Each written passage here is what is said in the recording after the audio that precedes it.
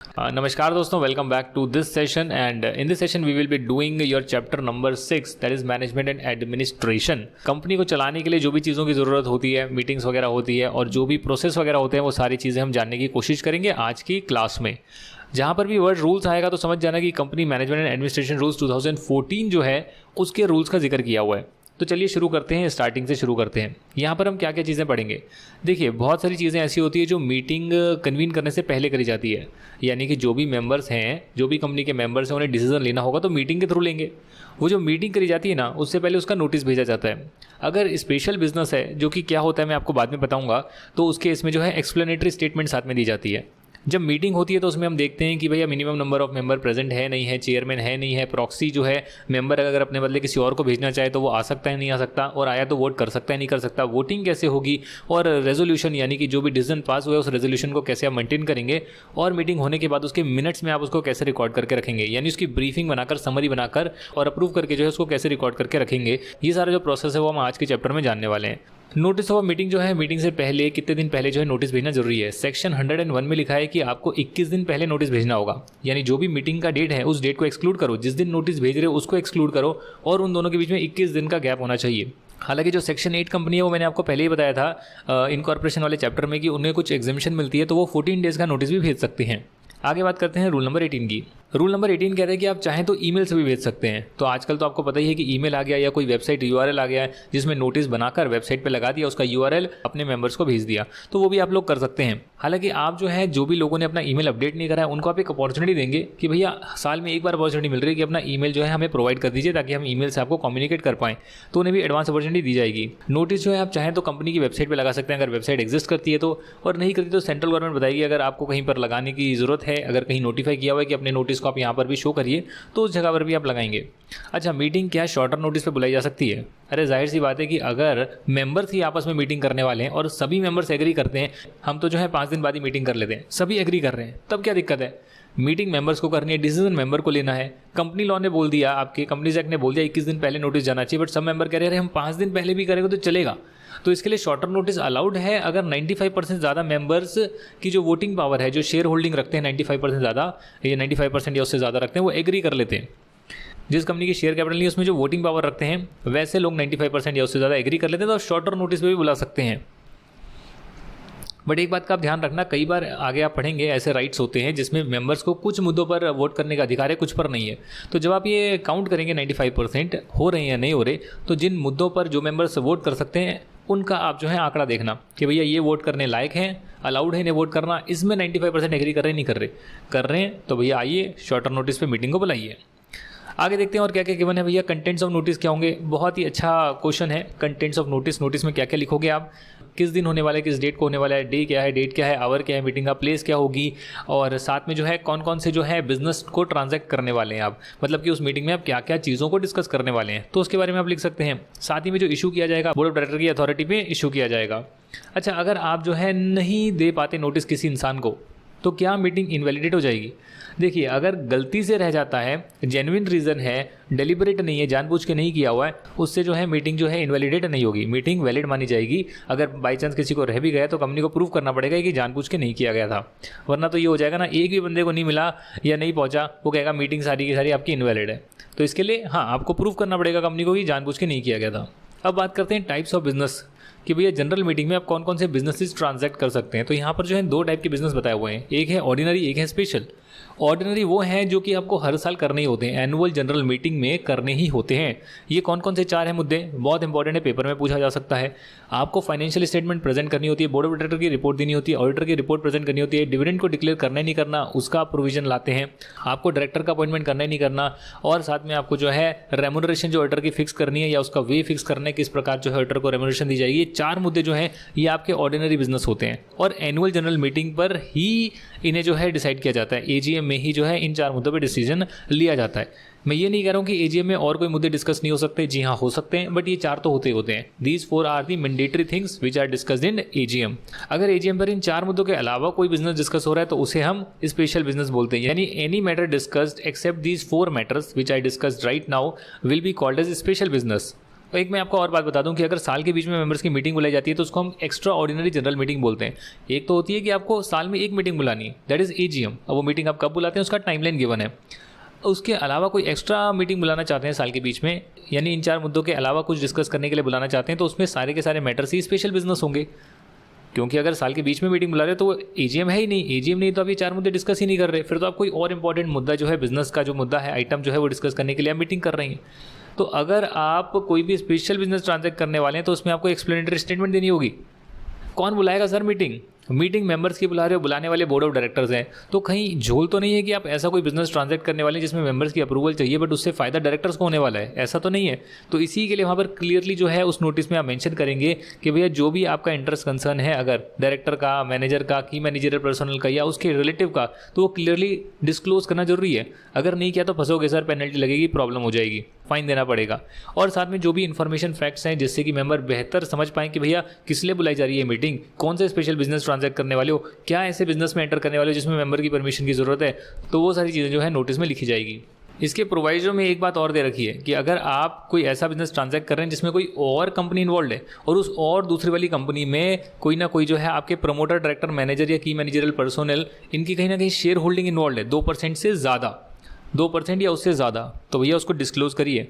अगर आप नहीं करेंगे तो फंसेंगे, या फिर आप कहीं अनड्यू एडवांटेज लेने की कोशिश करेंगे बिना डिस्क्लोज करे कि भैया ऐसा कुछ करता हूँ कि भैया एक कंपनी दूसरी कंपनी से ट्रांजैक्शन करवाता हूँ, उससे जो है मेरे को प्रॉफिट होगा, मुझे कमीशन मिलेगी, क्योंकि मैंने वो प्रस्ताव रखा, मेंबर से अप्रूव करा और मेरी पहले से सेटिंग थी कि अगर मैं ये अप्रूव करवा पाता हूँ कंपनी के जनरल मीटिंग में, EGM में, तो मैं इतनी कमीशन लूँगा उस ट्रांजैक्शन पे।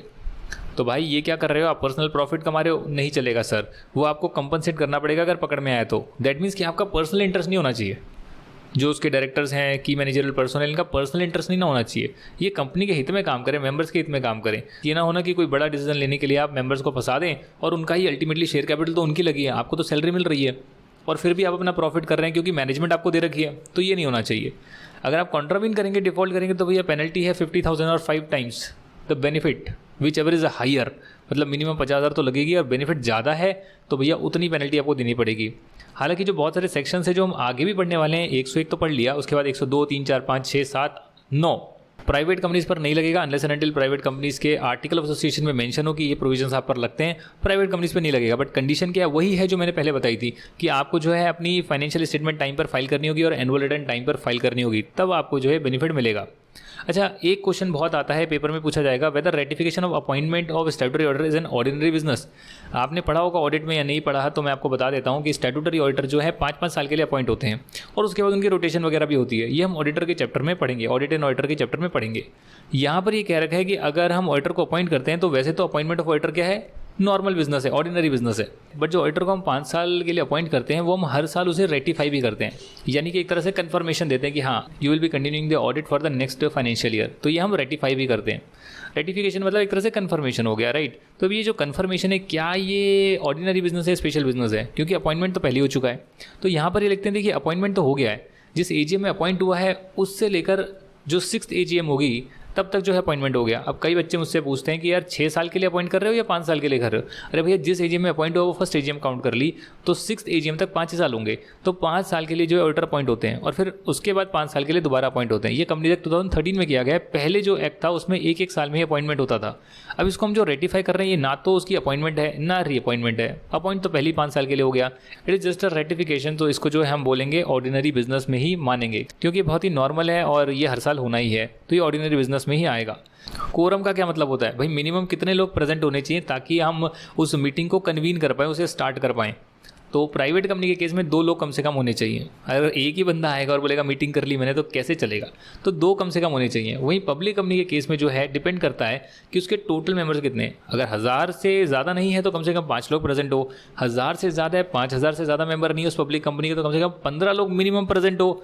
अगर 5000 से भी ज़्यादा है तो कम से कम 30 लोग तो प्रेजेंट हो, 30 लोग तो प्रेजेंट हो भैया मीटिंग करने के लिए।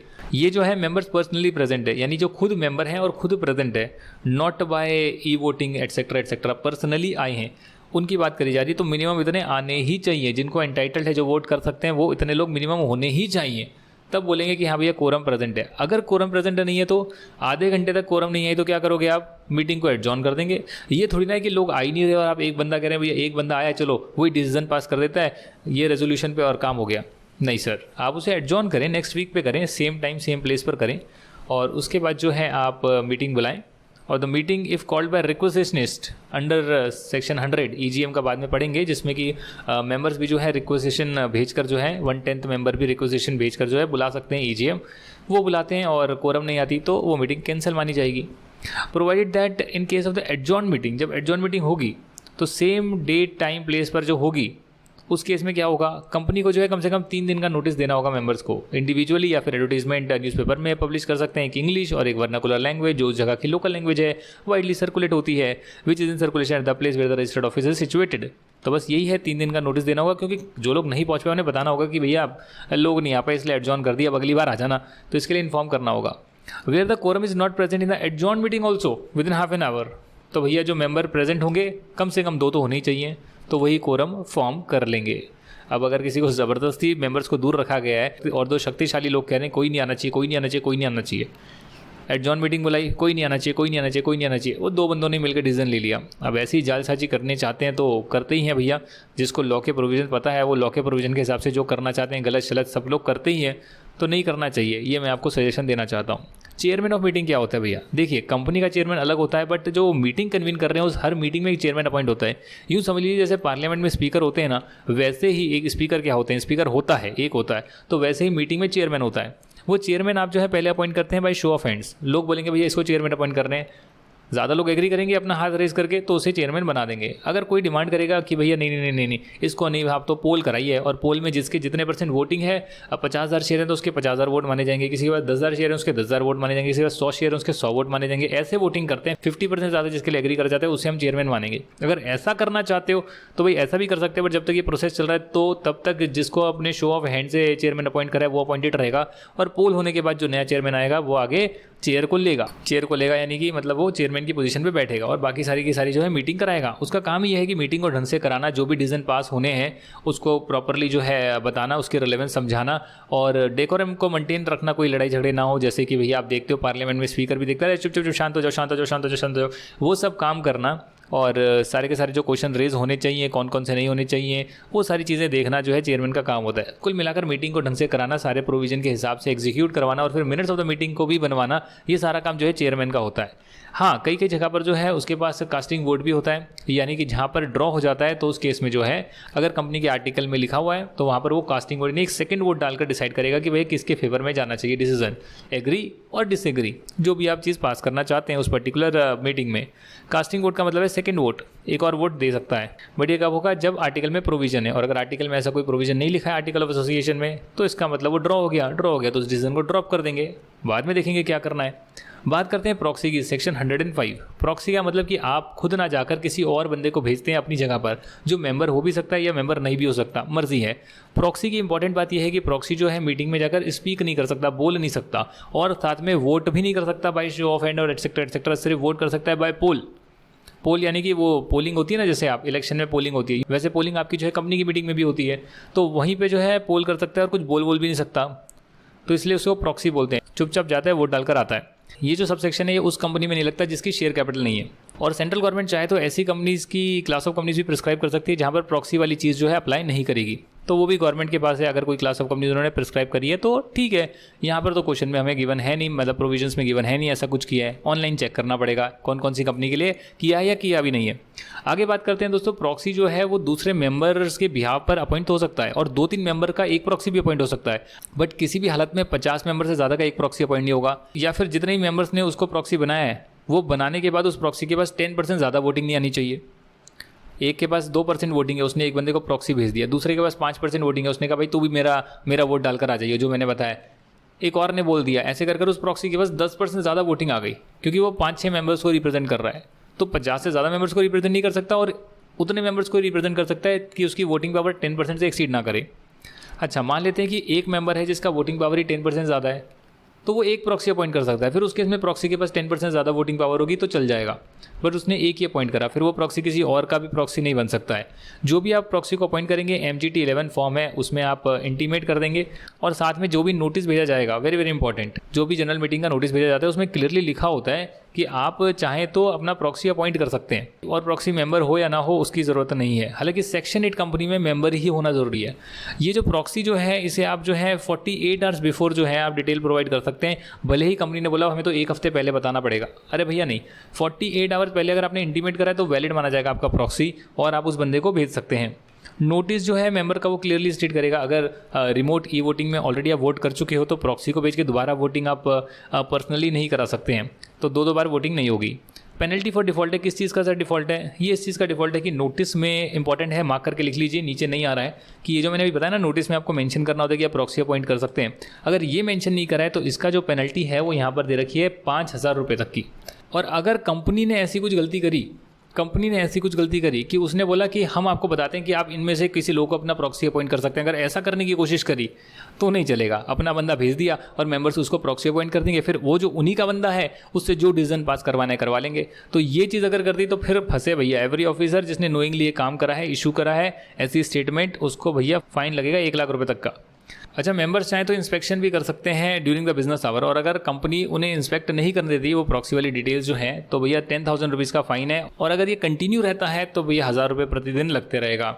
ऑफेंसेस जो है कंपाउंडेबल है, माफ़ किए जा सकते हैं। आगे बढ़ते हैं और बात करते हैं वोटिंग की। वोटिंग सेक्शन 106 से 109 सेक्शन में आ रही है। सेक्शन नंबर में बार बार रिपीट नहीं कर रहा, जब आपने कॉन्सेप्ट सीख लिया तो वो कौन से नंबर में आया है उस नंबर को तो आप देख लीजिएगा while reading the E book. देखिए, मीटिंग किस लिए करते हैं कि हम किसी ना किसी डिसीजन पर पहुँचें, और डिसीजन पर पहुँचने के लिए आप वोट डालते हैं। ये आप देख सकते हैं कि यहाँ पर जो है वीडियो कॉन्फ्रेंसिंग के थ्रू जो है वोटिंग हो रही है। हो सकती है रिमोट ई वोटिंग हो सकती है, फिजिकली प्रेजेंट होकर हो सकती है, ईमेल के थ्रू हो सकती है, इलेक्ट्रॉनिक मीन से हो सकती है, पोस्टल बैलेट यानी कोरियर के थ्रू अपना वोट आप भेज सकते हैं, अपनी चिट्ठी डाल सकते हैं। तो बहुत सारे वेज हैं। अगर आप वहाँ पर जाते भी हैं मीटिंग में तो सबसे पहले भाई शो ऑफ हैंड्स होता है कि भैया हाथ खड़ा करें, एक हाथ का एक वोट। भले ही आपके पास 50,000 शेयर हो, किसी के पास 5 शेयर हो, एक हाथ का एक वोट। मेजॉरिटी जो एग्री करेंगे उसे डिसीजन को मानेंगे। ऑब्जेक्ट करना चाहें तो कर सकते हो, बट अगर ऑब्जेक्शन नहीं है तो कोई बात नहीं, ऐसी डिसीजन आपका हो जाएगा। और बाकी है उसके बाद आप डिमांड बाय पोल भी कर सकते हैं, यानी कि जिसके पास जितने वोट्स हैं, जिसके पास जितने शेयर्स हैं उतने वोट्स काउंट होंगे, उसके उतना परसेंटेज उसका माना जाएगा वोटिंग में। और इलेक्ट्रॉनिक मीन से और पोस्टल बैलेट से भी कर सकते हैं। ये सबके सेक्शन आ रहे हैं 107, 108, 109 एंड 110। रिस्ट्रिक्शन की बात करते हैं, क्या रिस्ट्रिक्शन लगाई जा सकती है वोटिंग पे कि आप वोट नहीं करेंगे? देखिए, अगर मेंबर ने पैसा नहीं दिया जो उसका ड्यू है, कंपनी को पैसा उससे लेना है, कॉल इन अरियर का है, किसी और का पैसा लेना है और उसने पैसा नहीं दिया है, तब तो रिस्ट्रिक्शन लगाई जा सकती है कि आप वोट नहीं दोगे। अदरवाइज चाहे मेंबर बैंकरप्ट क्यों ना हो, इंसॉल्वेंट क्यों ना हो, मेंबर ने आपका तो शेयर कैपिटल पूरा पैसा दिया है ना, तो भले ही उसके पास बैंकरप्ट हो तो आप बोले अरे चल यहाँ से निकल, यहाँ से तू तो बैंकरप्ट है।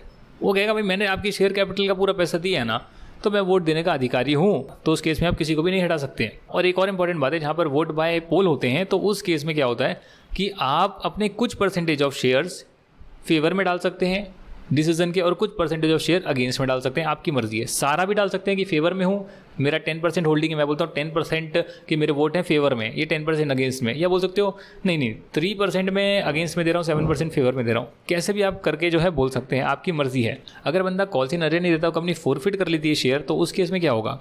उस केस में वो दूसरे को इशू करेगी, बट दूसरे ने भी अगर पैसे पूरे नहीं करे तो फिर उस केस में जो है उसे भी वोट करने का अधिकार नहीं होगा, क्योंकि अनपेड है ना। ये सभी के लिए है क्या सर? ये भैया सेक्शन जो है पूरे एक्ट को ओवररूल कर देता है, पूरे एक्ट को। और आर्टिकल ऑफ एसोसिएशन में लिखा है तभी ऐसा होगा।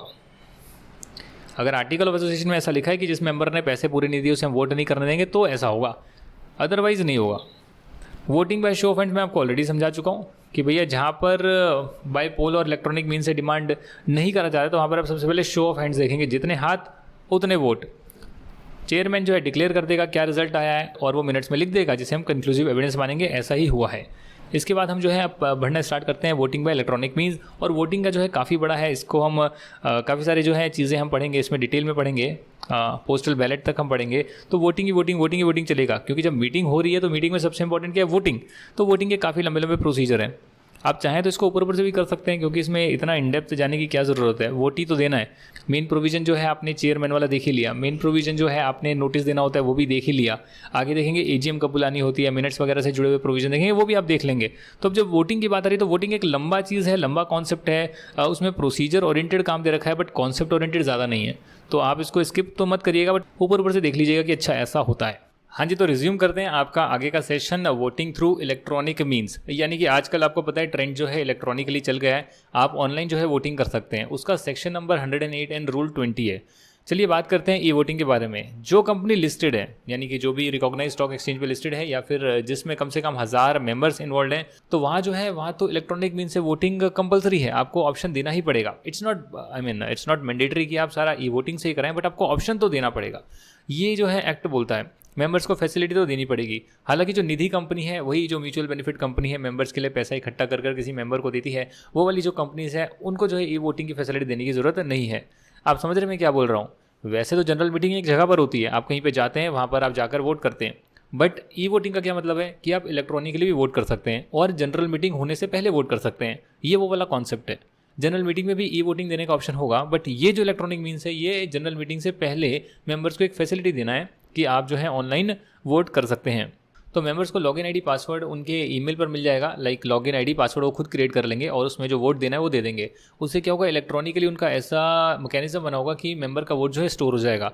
अभी किसी को पता नहीं लगेगा उन्होंने क्या वोट दिया है, बट उनका वोट स्टोर हो जाएगा और ये रिकॉर्ड में आ जाएगा इस मेंबर ने वोट दे दिया है, ताकि बाद में वो दोबारा अगर प्रेजेंट होता है जनरल मीटिंग में तो दोबारा वोट ना दे पाए।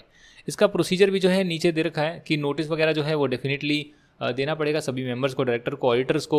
रजिस्टर्ड पोस्ट से भेज सकते हैं, इलेक्ट्रॉनिकली भेज सकते हैं, स्पीड पोस्ट से भेज सकते हैं कि भैया आप जो है इलेक्ट्रॉनिक मीन से जो है वोट कर सकते हैं। मैंने मारुति सुजुकी जब शेयर लिए थे तो मारुति सुजुकी का ईमेल आया था कि आप जो है वोटिंग करना है तो कर सकते हैं, बट मैंने की नहीं वोटिंग। कुछ ही नंबर ऑफ शेयर्स थे, मैंने कहा इसमें क्या ही मैं वोटिंग करूँ।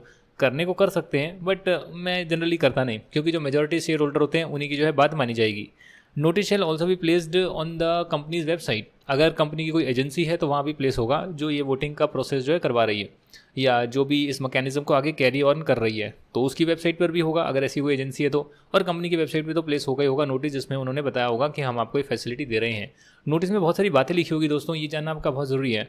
नोटिस में लिखा होगा कि कंपनी जो है ई वोटिंग की फैसिलिटी आपको दे रही है और बिजनेस जो है इस ई वोटिंग की फैसिलिटी से ट्रांजैक्ट किए जा सकते हैं, यानी रेजोल्यूशन पास किए जा सकते हैं। ये जो फैसिलिटी है वोटिंग की, चाहे वो इलेक्ट्रॉनिक वोटिंग आप सिस्टम कह लो, चाहे वो बैलेट पेपर कह लो, पोलिंग पेपर्स कह लो, वही कि आप लिखकर जो है वोट डालते हैं किसी बक्से में, कोई भी आप मेथड कह लो, ये भी मेंबर्स को जो है फैसिलिटी प्रोवाइड करी जाएगी, एटलीस्ट उन मेंबर्स को जिन्होंने इलेक्ट्रॉनिक वोटिंग नहीं करी है।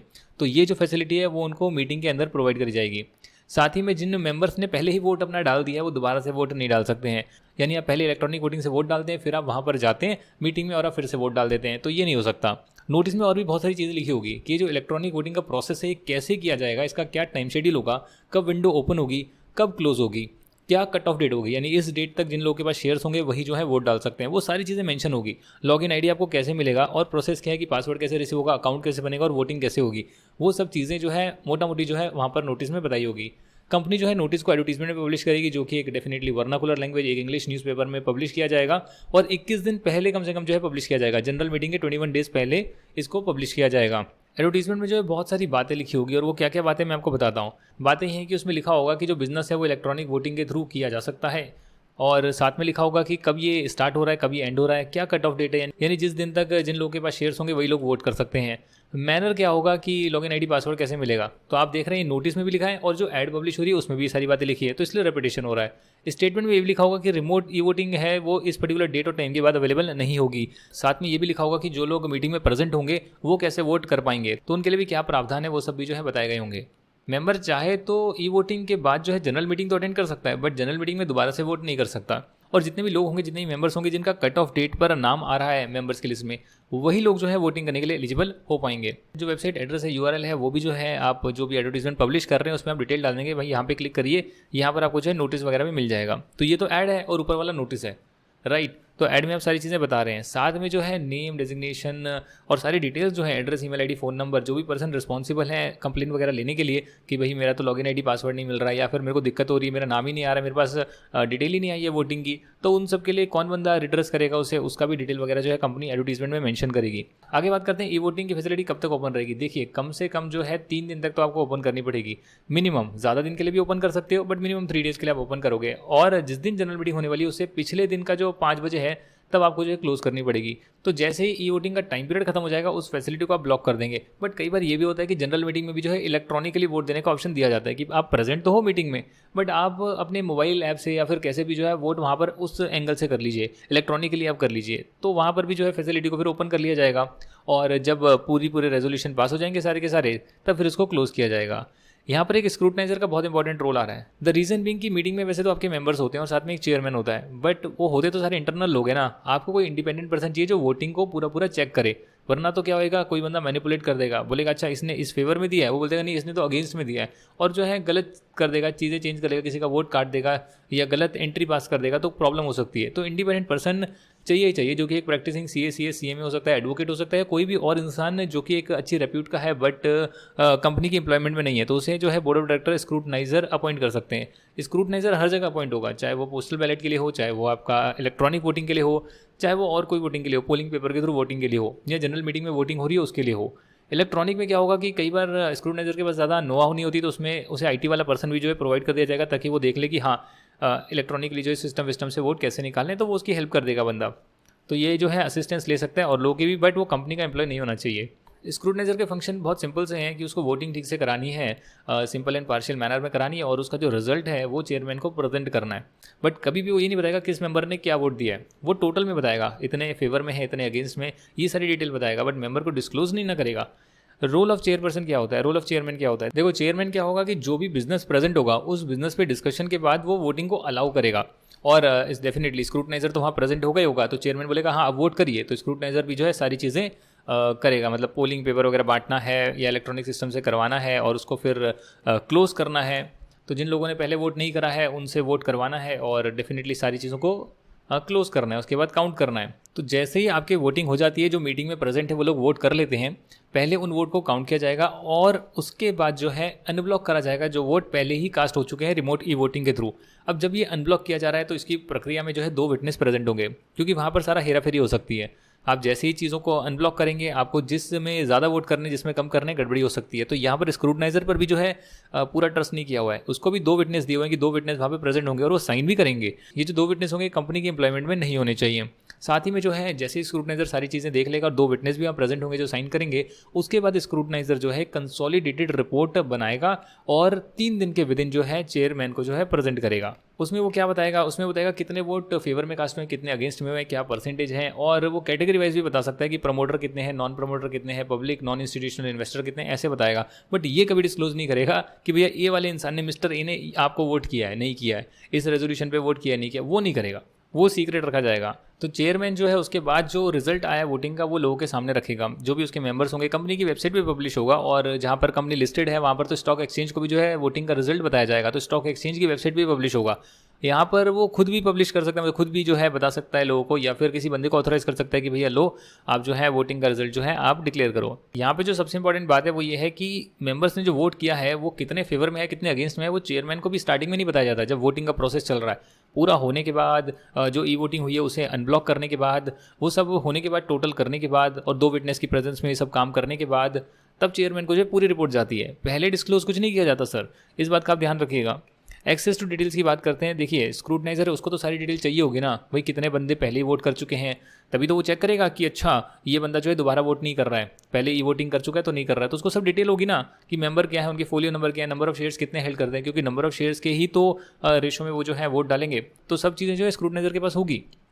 साथ ही में जो है स्क्रूटनाइजर एक रजिस्टर भी मेंटेन करेगा और उसमें मेंबर्स की एसेंट और डिसेंट जो आई है उसे रिकॉर्ड भी करेगा, और सभी जो उनके पर्टिकुलर्स हैं, नाम, कितने शेयर्स लिए हैं, क्लाइंट आईडी नंबर क्या है और नॉमिनल वैल्यू क्या है शेयर्स की जो वो रखते हैं।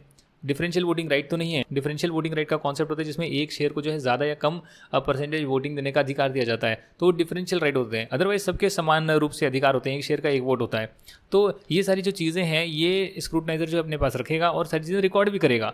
तो ये जो रजिस्टर है वो स्क्रूटनाइजर की सेफ कस्टडी में होगा। जब चेयरमैन यानी कि चेयरपर्सन जिसे भी आप बोलते हैं, चेयरमैन जो है मीटिंग हो गई, उसका रिजल्ट दे दिया, चेयरमैन ने मिनट्स ऑफ द मीटिंग बना दिए, मिनट्स ऑफ द मीटिंग बन गए, साइन हो गए, उसके बाद स्क्रूटनाइजर जो है रजिस्टर हैंडओवर कर देगा, लो भैया आप ही का रजिस्टर, आपको मुबारक, मैंने अपना काम कर दिया भैया, जितनी चीज़ें थी वो मैंने यहाँ पर डाल दिया है। तो यहाँ पर जो है वो सारी डिटेल जो है एंड में जो है चेयरपर्सन के पास दे दी जाएगी, बट सारा का सारा वोटिंग की प्रक्रिया होने के बाद और मिनट्स ऑफ द मीटिंग बनने के बाद, क्योंकि चेयरमैन उसको फिर चेंज नहीं ना कर सकता एक बार मिनट्स बन गए, तो इस बात का ध्यान रखा गया है। साथ में रिजल्ट जो कंपनी की वेबसाइट पे पब्लिश होगा, बट वहाँ पर आप ये नहीं बताएंगे कि शेयर होल्डर ने जो है फेवर में किया अगेंस्ट में करा है, आप वहाँ पर मोटा मोटी बताएंगे प्रमोटर ने या फिर total number of share holders जिन्होंने एसेंट दिया है, डिसेंट दिया है, वो सब आप टोटल में बताते हैं, इंडिविजुअल शेयर होल्डर का नहीं बताते। हाँ, ग्रुप ऑफ का बता सकते हैं, इंस्टीट्यूशनल इन्वेस्टर ने कितना दिया, नॉन इंस्टीट्यूशनल पब्लिक ने कितना दिया, रिटेल इन्वेस्टर जो होते हैं और प्रमोटर्स ने कितना दिया, वो आप कैटेगरी वाइज बना सकते हैं। तो ये जो है आप ऑनलाइन भी चेक कर सकते हैं।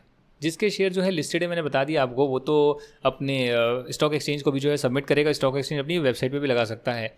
जो आपकी जनरल मीटिंग जिस दिन हुई है, माना जाएगा कि उसी दिन आपने रेजोल्यूशन पास करना है, उसी दिन जो है सारे वोटिंग करी गई है, ये माना जाएगा। और साथ में यही जो रेजोल्यूशन आप ई वोटिंग के थ्रू करना चाहते हैं, इलेक्ट्रॉनिक मीन से करना चाहते हैं, वो आपने बोला कि हम इस रेजोल्यूशन को पास करेंगे, प्रपोज करेंगे, उसको फिर विड्रॉ नहीं ना करना बीच में।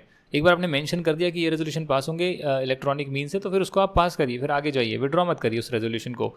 डिमांड फॉर पोल की बात करते हैं। देखिए, आपको पता है सेक्शन 109 में भी लिखा है कि पहले तो आप हैंड रेज करके जो है सारा का सारा काम करते हैं, बट बात नहीं बनती तो उसके बाद क्या करते हैं, डिमांड फॉर पोल किया जाता है। अब कौन लोग पोल का डिमांड कर सकते हैं? स्पेसिफाइड मेंबर्स कर सकते हैं। उसका मतलब क्या है, जहाँ पर शेयर कैपिटल है वहाँ पर 1/10 जिनके पास वोटिंग पावर है वो कर सकते हैं, या फिर 5 लाख शेयर कैपिटल जिनके पास है वो कर सकते हैं। और जहाँ पर शेयर कैपिटल नहीं है उस केस में जो है 1/10 ऑफ द वोटिंग पावर वाले जो लोग हैं, अगर वो मिल जाए कि भाई हमारी 10% वोटिंग पावर है, हमें जो है पोल करवाना है, तब जो है पोल करवा सकते हैं। साथ ही में यहाँ पर लिखा है कि जिन लोगों ने पोल डिमांड करा है वो चाहें तो विड्रॉ भी कर सकते हैं। अरे यार अब छोड़ो यार, पोल नहीं करवाते, मूड चेंज हो गया या कुछ भी हो गया। पोल जो है आप डिमांड कर सकते हैं, एडजॉर्नमेंट का डिमांड कर सकते हैं, चेयरमैन का अपॉइंटमेंट करना है नहीं करना उसका डिमांड कर सकते हैं। बट इन दोनों के लिए अगर आपने डिमांड करी है कि मीटिंग को एडजॉर्न कर दो या चेयरमैन को अपॉइंट करो, इसे तो आप तुरंत जो है करवाना ही पड़ेगा आपको पोल। बट अगर इसके अलावा जो बाकी सारे रेजोल्यूशन है उसके लिए आप वोटिंग डिमांड कर रहे हैं, तो उसके लिए 48 आवर्स का टाइम दिया गया है, जिसमें आप जो है सारा का सारा जो है काम झाम या प्रक्रिया है वो करवा सकते हैं, स्क्रूटनाइजर को अपॉइंट कर सकते हैं, और ये सारे जो है काम आप करेंगे। क्योंकि अचानक पोल डिमांड करा है तो थोड़ा सा समय भी तो चाहिए सारी अरेंजमेंट करने के लिए, तो जो है 48 आवर्स का टाइम दिया गया है। वैसे तो सारे अरेंजमेंट पहले से ही होते हैं, तो 48 आवर्स छोड़िए, आप उसी टाइम जो है अगर पोल करवाया जाएगा या मांगा जाएगा तो सब लोग होते ही हैं। स्क्रूटनाइजर पहले से अपॉइंट करके रखा ही होता है कि पोलिंग होगी तो स्क्रूटनाइजर भी होगा। बड़ी बड़ी कंपनीज में तो सारी चीज़ें होती हैं, और जो भी रिजल्ट होगा पोल का वो डिसीजन मान लिया जाएगा मीटिंग का ऑन रिस्पेक्टिव रेजोल्यूशन। चेयरमैन जो है सारी चीज़ें रेगुलेट करेगा, चेयरमैन प्रेजेंट होगा, बट उसके बाद जो है वोट देखने का अधिकार नहीं होगा, उसके लिए स्क्रूटनाइजर रखा जाएगा। स्क्रूटनाइजर की ड्यूटीज़ क्या है भाई? उसकी ड्यूटी यही है कि पोलिंग को अच्छे से कंडक्ट करवाना है, प्रॉपर रिकॉर्ड्स जो पोल के हैं, कौन मेंबर प्रेजेंट थे, वोट दिया नहीं दिया, वो सब जो है उसे रिकॉर्ड करना है, सबमिट करनी है अपनी रिपोर्ट चेयरमैन को। Details of the vote cast, favour कितने हुए, अगेंस्ट में कितने हुए, टोटल में रिपोर्ट देगा, एंड इंश्योर करेगा कि जो भी कंप्लाइंस है प्रॉक्सी वगैरह का वो भी ठीक से हुआ है। उसे ये देखना है कि भैया ऐसा तो नहीं है कि जो प्रॉक्सी है नहीं बट बनकर आ गया और वोट दे दिया है, तो उस स्क्रूटनाइजर के पास सारी डिटेल होनी चाहिए ना, ताकि वो देख पाए कि प्रॉक्सी जो है ऐसा तो नहीं है कि मेंबर है और मेंबर मीटिंग में प्रेजेंट है और उसने वोट दे दिया, बट उसने पहले प्रॉक्सी भी अपॉइंट किया हुआ था तो प्रॉक्सी ने भी वोट दे दिया। अगर ऐसी चीज़ें हैं तो मेंबर का वोट माना जाएगा, प्रॉक्सी का नहीं माना जाएगा। ये सब चीज़ें स्क्रूटनाइजर तभी इंश्योर कर सकते हैं जब उसके पास डिटेल हो। स्क्रूटनाइजर अपनी रिपोर्ट जो है MGT 13 फॉर्म में देगा, जो आप गूगल करके देख सकते हैं कि क्या फॉर्मेट है, उस फॉर्मेट में जो स्क्रूटनाइजर की रिपोर्ट जाती है। आगे बात करते हैं प्रोसीजर की। The manner in which the chairman shall get the poll process scrutinise.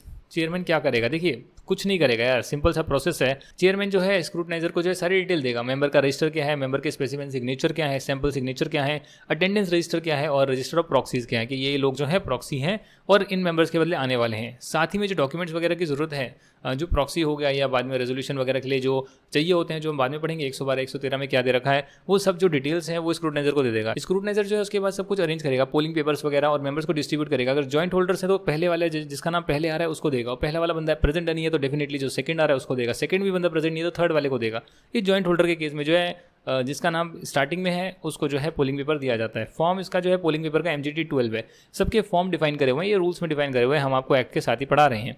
स्क्रूटनाइजर जो है सारे पोलिंग पेपर रिसीव हो गए हैं भाई, दिए थे उतने ही वापस आ गए, उसे भी रिकॉर्ड करेगा। एक तरह से जब एग्जाम देने जाते हैं तो एग्जामिनर आपको जो कॉपीज दी है वो वापस भी लेगा, वो इंश्योर करता है ना, सिमिलरली स्क्रूटनाइजर भी इंश्योर करेगा। साथ में वो लॉक कर देगा जो एम्प्टी बॉक्स होगा जिसके अंदर आप पोलिंग का पेपर डालेंगे। अगर इलेक्ट्रॉनिक मीन से नहीं हो रहा तो क्या होगा, मैं उसकी बात बता रहा हूँ। स्क्रूटनाइजर उसके बाद जो है पोलिंग बॉक्स को ओपन करेगा, बट जब ये ओपन कर रहा है, जैसे इलेक्ट्रॉनिक वोटिंग ओपन कर रहा था तो 2 विटनेस थे, तो जैसे ही ये बॉक्स को ओपन करेगा तो 2 विटनेस साथ में होंगे, वरना ये घपला कर सकता है। स्क्रूटनाइजर पे भरोसा नहीं किया गया है। अगर कोई एम्बिग्यूटी होगी तो उस केस में वो चेयरमैन के साथ बात करके डिसाइड कर लेगा भैया वोट वैलिड है नहीं है। साथ ही में जो है ये भी इंश्योर किया जाएगा कि मेंबर ने अगर वोट दे दिया तो उसके प्रॉक्सी का वोट ना माना जाए। कई बार ऐसा होता है प्रॉक्सी अपॉइंट किया बाद में मेंबर तुरंत पहुंच गया, अरे यार पास ही में मीटिंग है चले जाता हूँ, और उसने वोट दे दिया, उसको पता नहीं, उसको लगा प्रॉक्सी शायद नहीं आएगा तो मैं खुद चले जाता हूँ, प्रॉक्सी भी पहुंच गया, उसने भी वोट दे दिया। तो ये मिसमैच ना हो इसके लिए जो है स्क्रूटनाइजर सब चीज़ें इंश्योर करके रखता है। वो तभी होगा जब उसके पास सारी डिटेल होगी। स्क्रूटनाइजर जो है काउंट करेगा नंबर ऑफ वोट्स कितने हैं और प्रिपेयर करेगा अपनी रिपोर्ट जो चेयरमैन को एड्रेस करी जाएगी, जो मैंने आपको पहले ही बताया था 3 दिन में देनी होती है। जहाँ पर वोटिंग कंडक्ट होगी इलेक्ट्रॉनिक मीन से, तो वहाँ पर स्क्रूटनाइजर को अगर कोई टेक्निकल सपोर्ट चाहिए तो उसके लिए जो है टेक्निकल सपोर्ट प्रोवाइड किया जाएगा, बट वो कंपनी का एम्प्लॉय नहीं होना चाहिए। स्क्रूटनाइजर जो है रिपोर्ट में सब कुछ लिखेगा, टोटल वोट कितने कास्ट करेगा, कितने लोग प्रेजेंट थे, कास्ट करके फेवर में कितने, अगेंस्ट में कितने, और इनवैलिड पोलिंग पेपर्स कितने थे, ठीक से वोट ही नहीं कास्ट करे तो इनवैलिड हो जाएंगे। तो वो सारी चीज़ें जो है बताएगा। तो स्क्रूटनाइजर जो है अपनी रिपोर्ट सबमिट करेगा चेयरमैन को, और दोनों लोग जो है इसको साइन करेंगे। चेयरमैन बाद में डिक्लेयर कर सकता है, या चेयरमैन किसी और को भी ऑथराइज कर सकता है कि भाई तुम रिजल्ट को अनाउंस कर दो। जो स्क्रूटनाइजर अपॉइंट किया गया है वो MGT 13 में अपनी रिपोर्ट देगा। पहले इलेक्ट्रॉनिक वोटिंग वाली थी और वो प्रोसेस चल रहा था। अब यहाँ पर अगर आप देखेंगे तो ये जो है आपका डिमांड फॉर पोल वाली बात हो रही है, तो दोनों में स्क्रूटनाइजर रिपोर्ट तो वही उसी में देगा, MGT 13 फॉर्म में देगा। तो MGT 13 फॉर्म क्या होता है वो आप ऑनलाइन में देख सकते हैं, अपना गूगल पे टाइप करके देख सकते हैं। तो रिपोर्ट जो है स्क्रूटनाइजर साइन करेगा, और आपको पता है कि एक से ज़्यादा भी स्क्रूटनाइजर अपॉइंट कर सकते हैं। अगर ऐसा है तो सारे स्क्रूटनाइजर जो है इसको साइन करेंगे और फिर जो है चेयरमैन को सबमिट कर देंगे। और इसका जो टाइम लाइन है ये 7 डेज़ का टाइम लाइन है पोल से।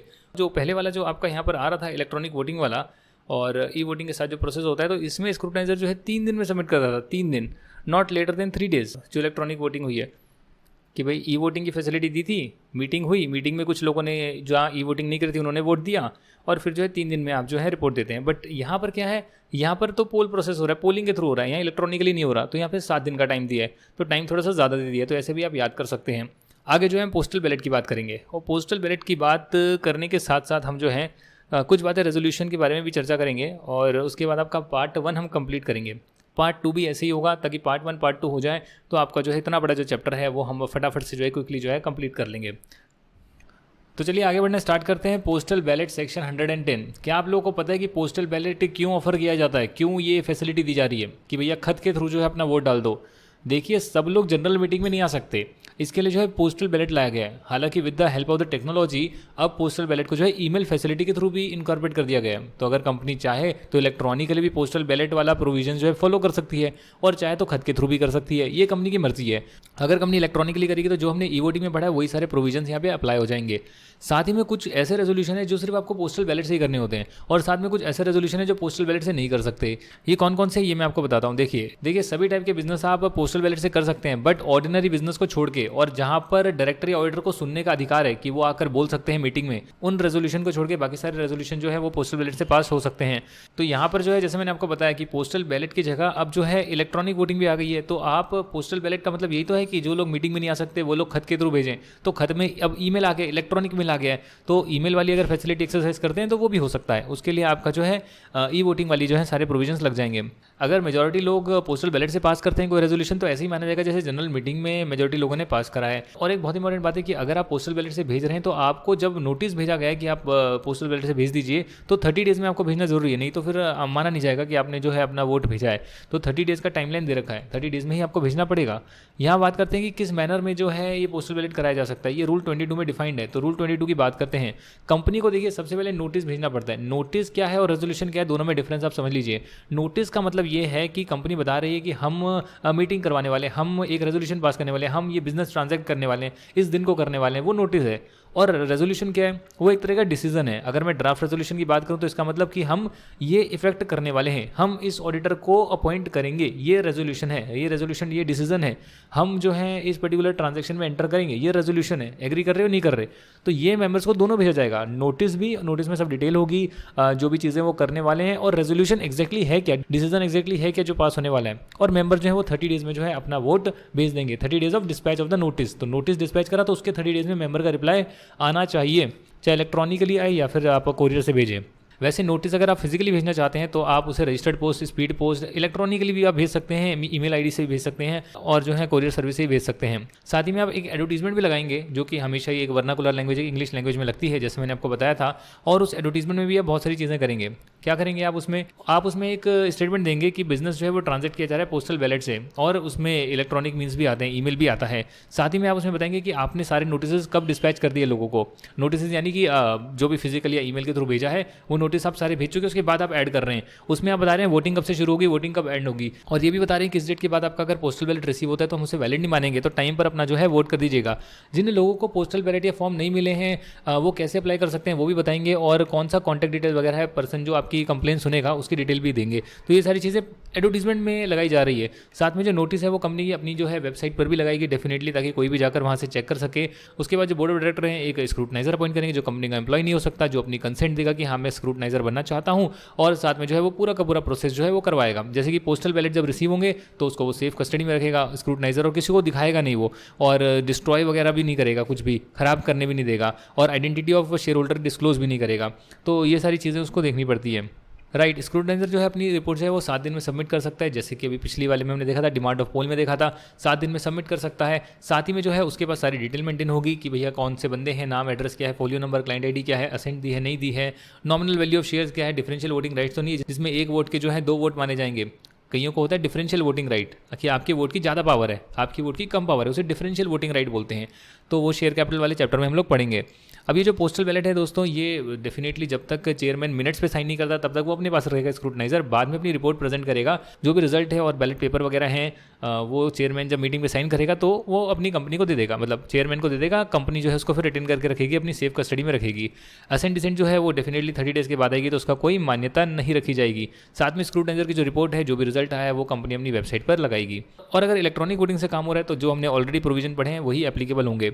सर कौन से ऐसे मैटर हैं जो पोस्टल बैलेट से ही करवाने जरूरी हैं? Very very important. देखिए, अगर आप आर्टिकल्स को अल्टर कर रहे हैं, उसका ऑब्जेक्ट क्लॉज अल्टर कर रहे हैं, या फिर आप अल्टर कर रहे हैं कि प्राइवेट से पब्लिक बनानी है, पब्लिक से प्राइवेट बनानी है, तो वो जो रिस्ट्रिक्शन लगानी है हटानी है, या फिर आप जो है अपनी प्लेस चेंज करने जो लोकल लिमिट से ज़्यादा दूर है, अपनी सिटी टाउन या विलेज से आप दूर जो है शिफ्ट कर रहे हैं अपने ऑफिस को, या फिर आप ऑब्जेक्ट ऐसा चेंज कर रहे हैं अपना कि जिसके लिए पहले मनी रिसीव करी थी उसको भी यूटिलाइज नहीं करा और फिर आप पहले ही जो है अपना ऑब्जेक्ट चेंज करना चाहते हैं, या फिर आप शेयर इशू करना चाहते हैं जो डिफरेंशियल राइट के हैं, या राइट्स को वेरी करना चाहते हैं, या फिर बायबैक करना चाहते हैं, या फिर डायरेक्टर को इलेक्ट करना चाहते हैं, या अपनी अंडरटेकिंग को उसका कोई पार्ट है या फिर पूरी अंडरटेकिंग जो है या substantially whole part of the undertaking है, आप उसको बेचना चाहते हैं, सेल करना चाहते हैं, या फिर जो डायरेक्टर को जो लिमिट दे रखी है कि आप इतनी लिमिट में लोन ले सकते हैं, उस लिमिट को जो है आप चेंज करना चाहते हैं, लोन एक्सटेंडिंग गारंटी वगैरह जो है उसकी एक्सेस ऑफ लिमिट में देना चाहते हैं, तो उसके लिए रेजोल्यूशन पास होने वाला है पोस्टल बैलेट से। अगर ऐसा करना चाहते हैं तो ये सब के लिए क्या है, ये आपको पोस्टल बैलेट से ही करना पड़ेगा, यानी कि या तो आप खत वत भेजें या फिर आजकल तो ईमेल आ गया तो ईमेल के थ्रू करें। वेरी वेरी इंपॉर्टेंट, मतलब कि इलेक्ट्रॉनिकली करें। तो जब इलेक्ट्रॉनिकली हो रहा है तो उसमें तो सब कुछ आ गया, उसमें तो आपका ई वोटिंग भी आ गया, उसमें आपका पोस्टल बैलेट भी आ गया, सब कुछ आ गया। तो आजकल सारी चीज़ें इलेक्ट्रॉनिकली होती है, और जो लोग वहाँ पर उसका पार्टिसिपेट नहीं कर पाते तो डेफिनेटली जनरल मीटिंग में भी ई वोटिंग होती है। समझिए, अगर जनरल मीटिंग में भी ई वोटिंग हो रही है तो वो पोस्टल बैलेट के बराबर मानी जाएगी, क्योंकि पोस्टल बैलेट में ई वोटिंग आ गई ना, ईमेल आ गया ना, तो ये चीज़ बड़ी बड़ी इंपॉर्टेंट है। तो सारी चीज़ें आजकल इलेक्ट्रॉनिक होती है तो उसमें सब कुछ ही कवर हो जाता है। कुछ इंपॉर्टेंट पॉइंट मैं आपको बता देता हूँ। जो 1% कंपनी है जहाँ पर 200 से ज़्यादा मेंबर नहीं है, उन्हें पोस्टल बैलेट वाली रिक्वायरमेंट फॉलो करने की जरूरत नहीं है।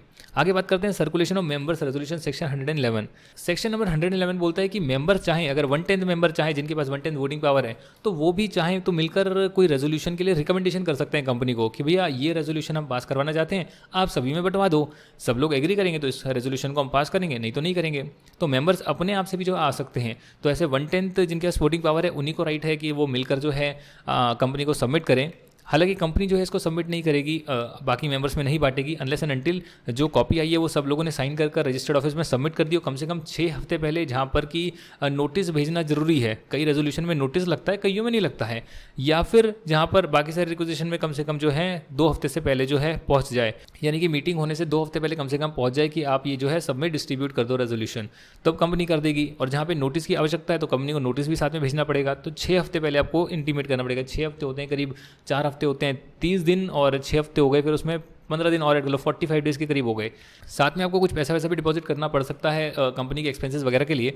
अब जो मैंने यहाँ पर बोला 6 हफ्ते पहले डिपॉजिट कर दिया, आपने तो 6 हफ्ते पहले डिपॉजिट कर दिया, बट कंपनी ने एजीएम जल्दी बुला ली, तो उसमें आपका कोई दोष नहीं है। जैसे मैंने बताया कि एजीएम या जो भी उसका नोटिस भेजना है वो अर्ली नोटिस पर बुला सकते हैं अगर मेंबर एग्री करते हैं। तो कंपनी ने अगर अर्ली बुला लिया तो उसमें आपका नोटिस नहीं है, उसको वैलिड ही माना जाएगा। ये बात का आप ध्यान रखिएगा। एक्सेप्शन है इसमें यार, अगर कुछ आप मतलब जो मेंबर्स है 1/10 वो चाहते हैं कि कुछ डिफेम करना चाहते हैं, गड़बड़ करना चाहते हैं, तो सेंट्रल गवर्नमेंट के पास जो एग्रीड पार्टी है या फिर जो कंपनी है वो जा सकती है, बोलती है भैया ये मेरे को बोल रहे हैं 1/10 मेंबर सर्कुलेट करने के लिए, बट ये बहुत गलत है, ये कुछ ना कुछ जो है अपनी पावर्स का जो है गलत इस्तेमाल करना चाहते हैं। तो सेंट्रल गवर्नमेंट जो है वो बोलेगी कि भैया कंपनी की सारी कॉस्ट आप दो, जो भी कंपनी ने अभी बियर कर ली है, और साथ में बोलेगी कंपनी को सर्कुलेट करने की ज़रूरत नहीं है। सारी चीज़ें सही है, बट कंपनी कॉन्ट्रावेंट करती है तो कंपनी और उसका ऑफिसर जो है उस पर पेनल्टी लग सकती है 25,000 रुपये तक की। सीधा सीधा 25,000 है, कम या ज़्यादा नहीं है। रिप्रेजेंटेशन की बात करते हैं यार, कई कंपनी में जो है गवर्नमेंट शेयर लेकर रखती है, स्टेट गवर्नमेंट लेती है तो गवर्नर के नाम पर लेती है, सेंट्रल गवर्नमेंट लेती है तो प्रेसिडेंट के नाम पर लेती है। तो उस कंपनी की जब मीटिंग होगी तो उसमें वो खुद तो जाएंगे नहीं गवर्नर प्रेसिडेंट, तो वो किसी और को अपॉइंट कर सकते हैं। ये पावर जो है जो भी एक मेंबर की पावर होती है वो सारी उनको मिल जाएगी। प्रॉक्सी के लिए वोट करना है, प्रॉक्सी अपॉइंट करना है, एटसेट्रा सारी चीज़ें वो कर सकते हैं। सिमिलरली अगर कोई बॉडी कॉर्पोरेट है, चाहे वो मेंबर है कंपनी की या क्रेडिटर डिवेंचर होल्डर है और उनकी मीटिंग होनी है, कि जैसे मेंबर की मीटिंग होती है वैसे क्रेडिटर डिवेंचर होल्डर्स की भी मीटिंग होती है कंपनी में, तो उसमें बॉडी कॉर्पोरेट खुद ना जाकर जो है अपने बोर्ड रेजोल्यूशन से किसी और को अपॉइंट कर सकती है जो उसकी सारी राइट्स एंड पावर को एक्सरसाइज करेगा और जाकर वोट वगैरह करेगा और सारी चीज़ें कर सकता है, उसके अपनी बॉडी कॉर्पोरेट को जो है रिप्रेजेंट कर सकता है। अब बात करते हैं रेजोल्यूशंस की। रेजोल्यूशन क्या होते हैं, बट उससे पहले समझ लेते हैं मोशन क्या होते हैं। देखिए, मोशन होता है कोई प्रपोजल, उस प्रपोजल का जो डिसीजन होता है फॉर्मल, उसे रेजोल्यूशन बोलते हैं। अगर मोशन को एक्सेप्ट कर लेते हैं तो उसको रेजोल्यूशन बोलते हैं, यानी कि डिसीजन, राइट। तो भैया रेजोल्यूशन एक फॉर्मल डिसीजन होता है, सीधी सीधी बात है। जहाँ हमने ड्राफ्ट रेजोल्यूशन की बात करी थी तो ड्राफ्ट रेजोल्यूशन एक तरह का मोशन था, या फिर वो बता रहे हैं हम ये करना चाहते हैं, अभी पास हुआ नहीं है। रेजोल्यूशन जब हम बोलते हैं तो that means it has been passed, it has been assented to, and motion is only a proposal. आगे बात करते हैं रेजोल्यूशन कितने टाइप के होते हैं। देखिए, ऑर्डिनरी रेजोल्यूशन मैं आपको बता चुका 50% ज़्यादा एग्री करेंगे, उसे हम ऑर्डिनरी रेजोल्यूशन बोलते हैं, जहाँ पर 75% या उससे ज़्यादा चाहिए, जो कि हर जगह नहीं चाहिए बट कई कई जगह पर चाहिए होता है, ज़्यादा लोग का एग्रीमेंट चाहिए होता है, वहाँ पर हम स्पेशल रेजोल्यूशन बोलते हैं। वैसे स्पेशल रेजोल्यूशन में और क्या खास बात है कि आपको जो है इसमें नोटिस भेजना पड़ता है। इसमें जो है नोटिस में रेजोल्यूशन आप लिख कर भेजते हैं कि आप क्या पास करने वाले हैं। 21 दिन का क्लियर नोटिस देना जरूरी होता है, और एक्सप्लेनेटरी स्टेटमेंट अगर कुछ है जिससे कि बंदा जो है इस मैटर को अच्छे से समझ पाए, जो भी आप पास करना चाहते हैं वो सब लगता है। तो स्पेशल रेजोल्यूशन होगा तो वहाँ पर ये सारी चीज़ें लगेगी, यानी आपको रेजोल्यूशन का नोटिस और उसमें रेजोल्यूशन क्या आप पास करने वाले हो, क्या एक्सप्लेनेटरी स्टेटमेंट है, 21 दिन पहले भेजना है, ये सब फॉलो करना पड़ेगा स्पेशल रेजोल्यूशन के केस में। आगे बात करते हैं resolution requiring special notice. Sir ये स्पेशल नोटिस क्या होता है? देखिए, आपने ऑर्डिनरी बिजनेस स्पेशल बिजनेस समझ लिया। ऑर्डिनरी बिजनेस वो 4 होते हैं, appointment of auditor, director, remuneration, वो सब चीज़ें आपने देख ली। उसके अलावा सब स्पेशल बिजनेस होते हैं। आपने अब ऑर्डिनरी रेजोल्यूशन, स्पेशल रेजोल्यूशन देख लिया। ऑर्डिनरी यानी 50% ज़्यादा एग्री करेंगे, स्पेशल यानी 75% ज़्यादा एग्री करेंगे, और स्पेशल रेजोल्यूशन में ये सारा काम झाम भी होगा, यानी आपको नोटिस, एक्सप्लेनेटरी स्टेटमेंट वगैरह भी देना होगा। अब बात करते हैं स्पेशल नोटिस की। कुछ ऐसे मैटर्स हैं जहाँ पर मेंबर्स बोलते हैं कि आप रिटायरिंग ऑडिटर को अपॉइंट नहीं करेंगे, आप जो डायरेक्टर है उसे अपॉइंट नहीं करेंगे, या मैं डायरेक्टर के लिए अपॉइंट होना चाहता हूँ। ये सारी जो चीज़ें हैं, इसके लिए, इन मैटर्स के लिए स्पेशल नोटिस चाहिए। या फिर अगर आर्टिकल ऑफ एसोसिएशन में कोई और बात लिखती है कि आपको इन चीज़ों के लिए भी स्पेशल नोटिस भेजना होगा, तो उसके लिए स्पेशल नोटिस चाहिए, इसे हम स्पेशल नोटिस बोलते हैं। और इसमें कुछ भी नहीं है, कोई भी रेजोल्यूशन पास करना है तो रेजोल्यूशन से पहले एक नोटिस जाएगा, बट ये स्पेशल कैटेगरी का है। और स्पेशल कैटेगरी का मतलब क्या है कि इसको जो मेंबर्स भेजेंगे वो कम से कम 1% उनके पास टोटल वोटिंग पावर होना चाहिए, कम से कम 5 lakh paid up share capital होना चाहिए। दोनों में से कुछ भी होगा, काम चल जाएगा। इतने लोग कम से कम भेजेंगे, और कंपनी को भेजेंगे तो कंपनी आगे सर्कुलेट करेगी।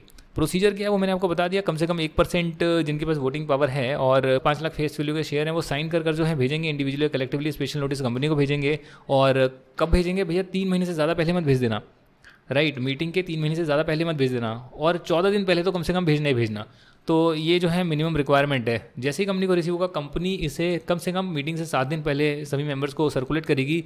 कौन कौन से रेजोल्यूशन के लिए? भैया रिटायरिंग ऑडिटर को अपॉइंट नहीं करना है, या डायरेक्टर में मैं अपॉइंट होना चाहता हूँ, या फिर डायरेक्टर को जो है रिमूव करना है, या फिर रिमूव करने के बाद किसी और को अपॉइंट करना है सेम मीटिंग में।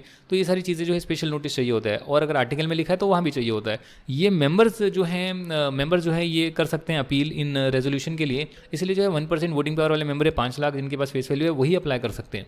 अब जो है कंपनी के पास आ गया, 14 दिन पहले आपने भेज दिया, तो कंपनी ने जो है 7 दिन पहले जो है वो सबको इंटीमेट कर देंगे। ठीक है जी, जैसे जनरल मीटिंग का नोटिस इंटीमेट करते हैं वैसे ही इसको भी इंटीमेट कर देंगे, बस इसका नाम स्पेशल नोटिस है। अगर नोटिस को नहीं भेज सकते तो उस केस में आप इंग्लिश और एक वर्नाकुलर लैंग्वेज में इसे पब्लिश कर दीजिए, सारी चीज़ें आप दिखा दीजिए।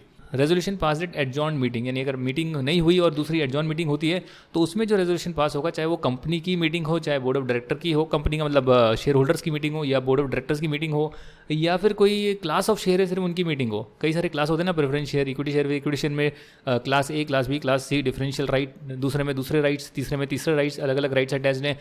कई जगह पर होता है, ज़्यादा जगह पर नहीं होता। कई कंपनीज करती है इतना कॉम्प्लेक्स काम, अदरवाइज नहीं करती।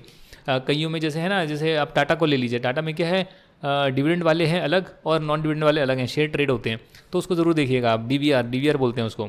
यहाँ देखिएगा, यहाँ पर एडजॉर्न मीटिंग में जो रेजोल्यूशन पास होगा उसकी डेट एडजॉर्न मीटिंग वाली ही मानी जाएगी, ना कि पहले वाली। इस बात का ध्यान रखिएगा। हालांकि बाकी चीज़ें हम कर रहे थे कि भाई आप पोस्टल बैलेट से भेजिए, इलेक्ट्रॉनिक वोटिंग से भेजिए, तो उसकी डेट हम मानते थे जिस दिन जनरल मीटिंग हुई है। पर एडजॉर्न मीटिंग में जिस दिन एडजॉर्न मीटिंग हुई है वो डेट मानी जाएगी, यानी जिस दिन एक्चुअली में रेजोल्यूशन पास हुआ है, ना कि अर्लियर डेट। सेक्शन 117 बोलता है कि जो भी आपके रेजोल्यूशन है, एग्रीमेंट है, जो नीचे स्पेसिफाइड है यहाँ पर 117 सब सेक्शन 3 में स्पेसिफाइड है, ये रेजोल्यूशंस जो हैं ये आपको जो है आरओसी को सबमिट करने होंगे। और कब करने होंगे? Within 30 days. जब भी आप इन्हें पास करेंगे इन रेजोल्यूशन एग्रीमेंट्स को, तो आरओसी को सबमिट कर दीजिए। और जो एक्सप्लेनेटरी स्टेटमेंट आप देते हैं ना, जहाँ पर स्पेशल रेजोल्यूशन में आप एक्सप्लेनेटरी स्टेटमेंट वगैरह भी देते हैं, तो वो भी आपको आरओसी को सबमिट करनी होगी। तो इससे आपको हिंट मिल गया होगा।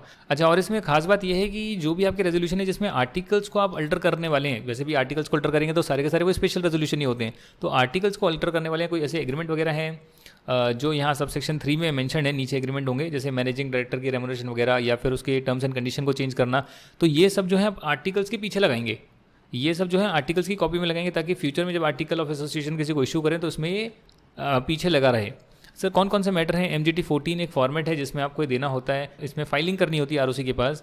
भाई जो भी स्पेशल रेजोल्यूशन है, जो भी सभी मेंबर ने एग्री करा है, बट अगर एग्री नहीं करते तो स्पेशल रेजोल्यूशन पास करना ही पड़ता है। और बोर्ड ऑफ डायरेक्टर जो है कंपनी के, वो एग्जीक्यूट कर रहे हैं, कोई अपॉइंटमेंट, रीअपॉइंटमेंट मैनेजिंग डायरेक्टर का कर रहे हैं, उसकी टर्म्स वेरी कर रहे हैं, रिन्यूअल कर रहे हैं अपॉइंटमेंट, तो वो सब एग्रीमेंट हो गया। या फिर कोई क्लास ऑफ मेंबर्स हैं, उनका कोई रेजोल्यूशन उन पर पास हो गया है, यानी कि उनको बाइंड कर दिया गया, बट सब लोग एग्री नहीं कर रहे थे, कुछ लोग डिसएग्री भी कर रहे थे, तो वो सारी चीज़ें आप जो है पास करके रखेंगे। कंपनी को वाइंड अप करना चाहते हैं वॉलंटरी, इसका कोई रेजोल्यूशन है, आप आरओसी में फाइल करेंगे। सेक्शन 179 सब सेक्शन 3 बोलता है जहाँ पर अप्रूवल वगैरह चाहिए, बोर्ड की चाहिए होती है, फाइनेंशियल स्टेटमेंट, बोर्ड रिपोर्ट, या फिर जो बोरिंग्स वगैरह करनी है, जिस लिमिट तक वो कर सकते हैं, तो वो सब पर जो रेजोल्यूशन पास होंगे, वो सारे रेजोल्यूशन ऐसे रेजोल्यूशन होते हैं, पॉइंट नंबर 7 और 8 काट देना, ये 6 के अंदर ही आ रहा है। तो वो सारे रेजोल्यूशन जो होंगे उसमें कोई भी बंदा जो है इंस्पेक्ट नहीं कर सकता उन रेजोल्यूशंस को। ये वाले जो हैं रेजोल्यूशन, ये बोर्ड ऑफ डायरेक्टर वाले जो है ना, इनको इंस्पेक्ट नहीं कर सकता। साथ ही में जो है जो बैंकिंग कंपनीज वगैरह होगी उन पर ये नहीं लगेगा।